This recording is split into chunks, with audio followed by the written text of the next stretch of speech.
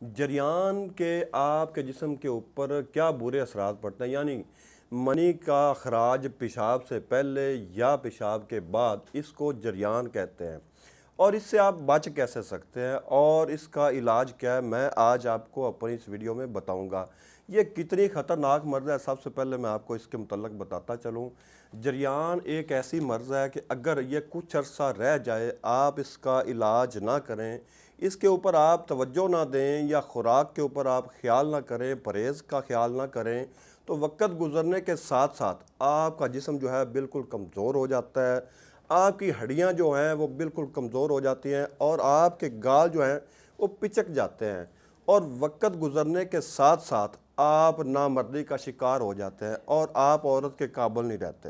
یہ اس کا نقصان ہوتا ہے۔ اس کے علاوہ اس کا جو ہے علاج، اس کا پرہیز کیا ہے؟ اس میں پرہیز آپ نے یہ کرنا ہے کہ آپ جو گرم اشیاء ہیں ان سے آپ نے پرہیز کرنا ہے، تلی ہوئی اشیاء سے آپ نے پرہیز کرنا ہے، اور کھانا کھانے سے پہلے آپ نے چائے سے گریز کرنا ہے۔ لوگ اکثر کھانا کھانے سے پہلے چائے کے جو عادی ہوتے ہیں وہ مثانے کی گرمی کا شکار ہو جاتے ہیں، اور اس وجہ سے آہستہ آہستہ وقت گزرنے کے ساتھ ساتھ اس جو منی ہے ان میں پتلا پن آ جاتا ہے، اور اس وجہ سے وہ جریان کا شکار ہو جاتے ہیں۔ اس کا علاج کیا ہے؟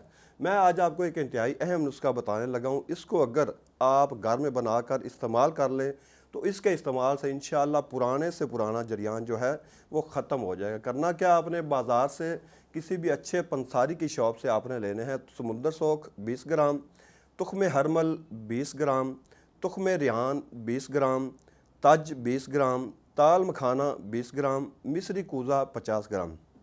ان تمام اجزاء کو آپ نے باریک پیس کر اس کا سفوف تیار کر لینا ہے۔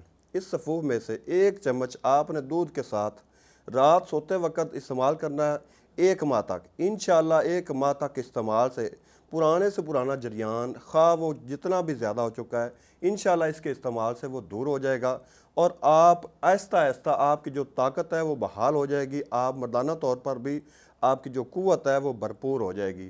اس کے ساتھ آپ نے پرہیز کیا کرنا ہے؟ آپ نے تلی اشیاء سے پرہیز کرنا ہے، کھٹی چیزوں سے آپ نے پرہیز کرنا ہے۔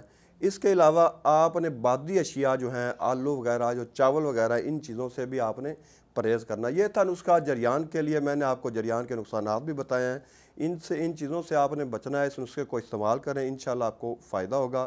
اس کے ساتھ حکیم محمد احمد کو اجازت دیجیے۔ اللہ حافظ۔